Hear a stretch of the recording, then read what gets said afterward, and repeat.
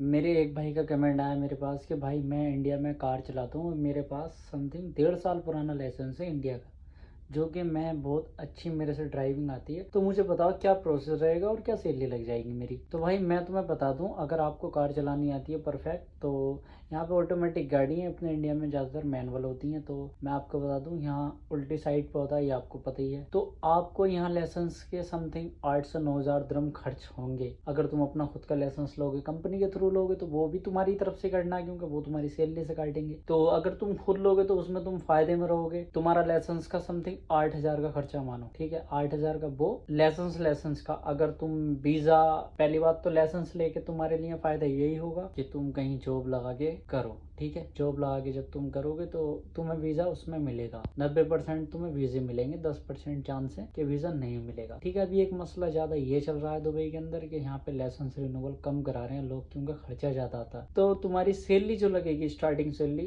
भाई वो 2500 से ऊपर लगेगी, 2500 से ऊपर तुम्हारी सैलरी लगेगी, जिसमें खाना तुम्हारा ही होगा और रूम भी तुम्हारा होगा।